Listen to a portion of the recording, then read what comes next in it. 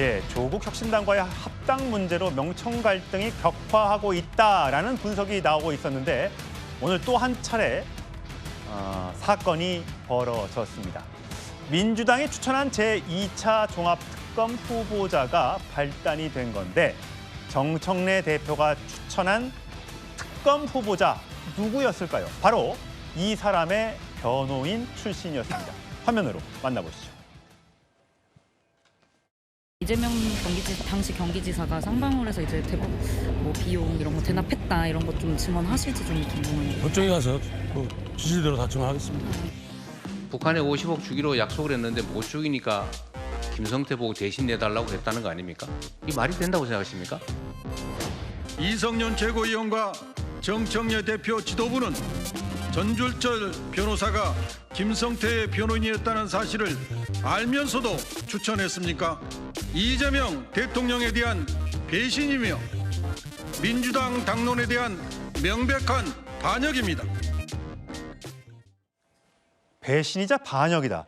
김진우 특보. 그러니까 전준철 변호사 검사 출신인데 쌍방울 불법 대북 송금 사건에 김성태 전 회장을 변호했던 인물을 민주당에서 추천했고 조국 혁신당에선 판사 출신 권찬영 변호사를 추천했는데 이재명 대통령이 픽을 조국당에서 추천한 사람을 한 거예요. 근데 알고 보니까 저 사람이 나에게 칼을 겨눴던 사람의 변호를 맡은 사람을 어떻게 저런 사람을 추천했냐 이러면서 굉장히 화를 냈다고 지금 알려지고 있어요. 글쎄요, 뭐 저도 그 언론 보도를 통해서 대통령께서 반응을 보이셨다라는 얘기를 들었는데 저는 뭐 당연한 반응이다라고 보여지고요. 또 그렇기 때문에 당에서도 오늘 박수현 수석 대변인을 통해서 정청래 대표가 공식적인 사과의 그 입장을 냈습니다.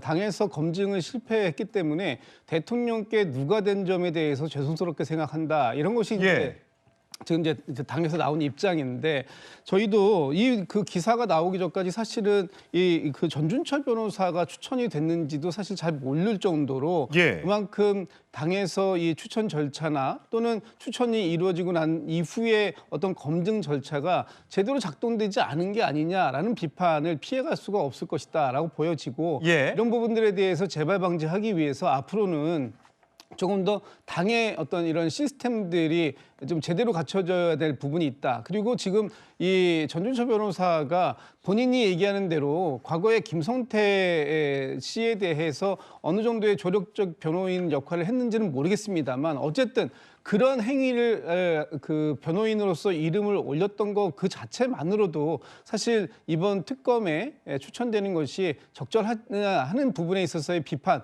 충분히 나올 수밖에 없는 상황이었다라고 봅니다. 자, 정청래 대표가 바로 대변인을 통해서 사과를 했어요. 친명계가 지금 너무 격앙돼 있습니다, 사실. 박홍근 의원은 이거 제정신이냐, 어떻게 이런 사람을 추천했느냐. 이건태 의원은 이거는 반역이다, 배반이다, 배신이다 이런 얘기를 하고 있고요. 지금 이재명 대통령의 지지자들은요. 대놓고 대통령을 조롱하는 거냐. 딴지일보만 보더니 이렇게 하는 거냐. 이제야 정청래 대표의 본심이 드러나는군 등등으로 아주 격앙된 반응이 쏟아지고 있습니다. 정광재 전 대변인, 이현주 최고위원은 이렇게 얘기했어요. 이재명 대통령에 대한 제2의 체포동의안 가결 시도다. 과거 윤석열 대통령이 집권 시절에 국민의힘도 뭐 친윤이냐 또는 뭐 친한이냐 이런 갈등이 있었는데 민주당도 그 갈등이 굉장히 생각보다 일찍 시작되는 것 같습니다. 근데 지금 내용만 놓고 보면 이재명 대통령으로서는 상당히 불쾌할 수밖에 없겠어요. 이 정도 반응을 내는 것은 굉장히 당연해 보입니다. 왜냐하면 김성태 쌍방울 회장이 본인에게 굉장히 불리한 발언들을 많이 쏟아냈었거든요.